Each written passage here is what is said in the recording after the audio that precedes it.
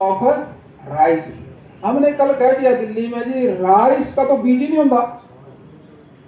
अब आटे का बीज क्या होगा, गेहूं का बीज होगा, क्यों भाई? आटे का बीज होगा क्या? अब चौड़ का ही बीज होगा क्या? धान का बीज होगा? उनका जी इंटरनेशनल चला आ रहा है ये। अब इंटरनेशनल में किसी ने गलती कर दी तो उसको सुधारोगे तो? अब ये चीजें जो है वो जो बारीकी से खेती का कीड़ा है वो तो पकड़ेगा इस बात को। अब पहले मंत्री थे, पंजाब में गया जो इस बार गुड़ बोया जाता है क्या भाई? ये तो कह देंगे भाई गन्ना वो, कोई कह रहे खांड बो, ना खांड बोई जाती, ना आटा बोया जाता, ना गुड़ बोया जाता। अब ये जो समझने की बात है, ये खेती बाड़ी करने वाले तो समझ जाएंगे इस बात को।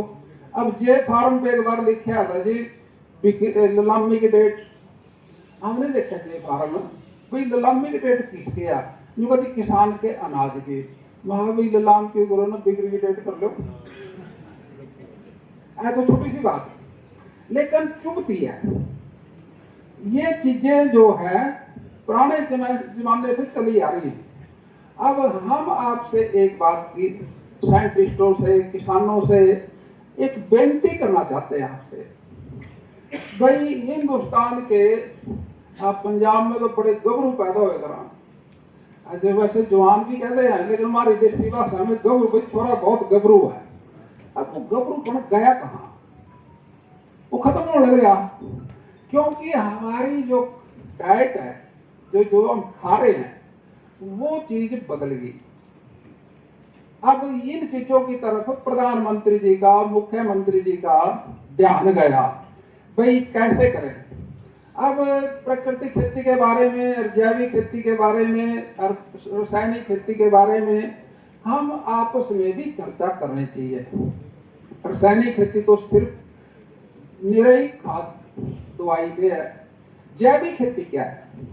जैविक खेती भी भाई गोबर को इकट्ठा करो, एक क्यारी में डालो और भाई विदेशी केंच में आएगा तो उसमें छोड़ दो, वो ना खावागा, उसका वेस्टेज निकलेगा और वो फिर खाद तैयार होगा, फिर हम ना खेत में ले जाएंगे और 3 महीने में तैयार होगा।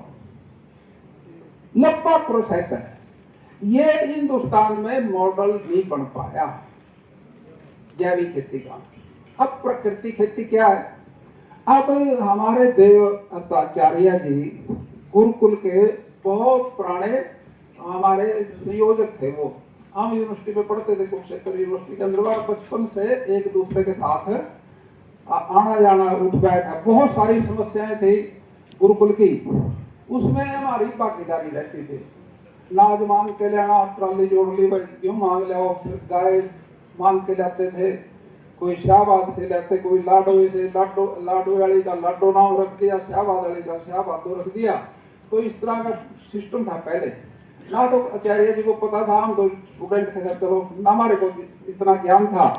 लेकिन वहां से आदमी जब काम करता है तो उसको अनुभव जरूर होता है। अनुभव है आचार्य जी को। रासायनिक खेती करी, उसमें एक नौकर को दोपहरी में स्प्रे कर रहा था, वो बेहोश हो गया, अस्पताल ले गया। वो कहने लगे अभी तो जहर है, जब ये इसको चढ़ रहा है अनाज में तो ज्यादा असर करेगा। तो उसने फिर जैविक खेती शुरू करी और जैविक खेती में भी पूरा नहीं पटा। फिर उसने एक ट्रायल किया, गोबर इकट्ठे किए अलग अलग नस्ल के, गाय का, भैंस का, ऊंट का, बकरी का, 20-25 गोबर इकट्ठे करके लेबोरेटरी में दे दिया, भाई देखो जीवाणु सबसे ज्यादा कौन से में है। तो उसमें जो नंबर आया, साइंटिस्ट को तो पता नहीं था, देखा जी इस नंबर में सबसे ज्यादा जीवाणु है। 100 ग्राम में 300 करोड़ जीवाणु मिले और वो गाय था, वो गोबर था देसी गाय का, डांठ वाली का। अब ये एक्सपेरिमेंट होने के बाद फिर इसको उसने ऑन किया, भाई जीवामृत तैयार किया। अब 10 किलो गोबर डाले, 100 ग्राम में तो 300 करोड़ और 10 किलो में तो ज्यादा होंगे। थोड़ी सी उसमें 1.5 किलो 2.5 किलो गुड़ और बेसन।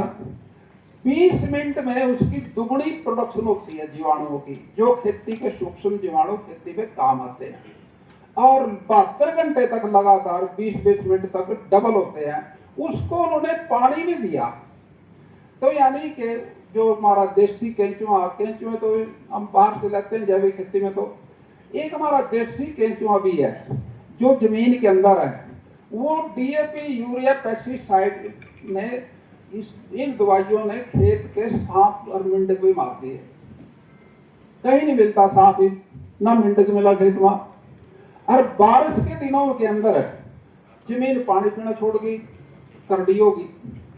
और जो प्राकृतिक खेती थी, जो हमारा केंचुआ था जो पुराना, वो नीचे से जैसे गाय ने ऊपर कर दिया खेत में, अब वो जो है उसका वो नीचे से आया 10 फुट नीचे से, तो एक सुराख से आया, दूसरे से अंदर चला गया, रात लेकर उन्होंने 2 सुराख मार दिए। बारिश के दिनों में रिचार्जिंग भी होती थी उससे। पहले हम जब छोटे छोटे थे खेत में, बारिश होती थी तो बुलबुले आया करते थे खेत में, वो पानी रिचार्जिंग हो जाता।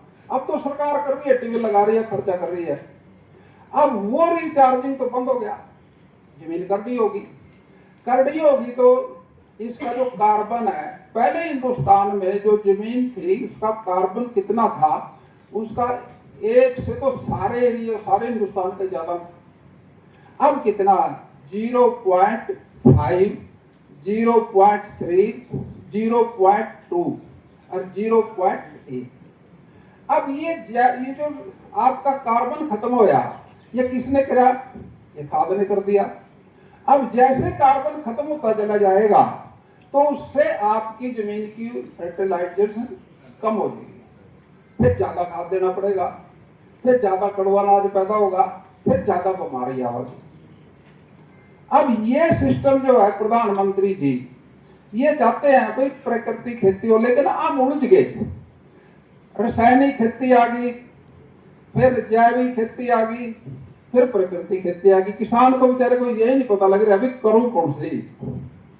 अब जितने भी हमारे पढ़े लिखे विद्वान आदमी हैं वो रासायनिक और जैविक खेती तक आकर अटक जाते हैं। और प्राकृतिक खेती का जो सिस्टम है इसमें नहीं खर्चा कुछ भी। अब अगर आप इसको पकड़ लेते हो, समझ लेते हो, ट्रेनिंग ले लेते हो, ये बिना अब दान पे कितना खर्चा होता, 10-15 हजार रुपये जो खर्चा हो जाता है, बाद में फ्लड बम मर जाओ गड़पड़ जाएगी बात। प्रकृति खेती में कोई खर्चा नहीं, हम इसको अपना लें। और सरकार ने अब तो मंडियां भी घोषित कर दी 10 जिलों में, और ये कर दिया भाई प्रकृति खेती करके आप अनाज लेके आओ, लेबोरेटरी भी मंडी में फिट करेंगे। अब इसमें टेस्ट अनाज होगा आपका